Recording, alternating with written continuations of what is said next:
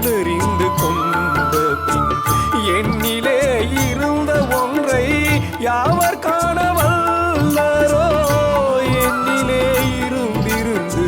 யான் உணர்ந்து கொண்டேனே என்னிலே இருந்த ஒன்றை யாவர் காண வல்ல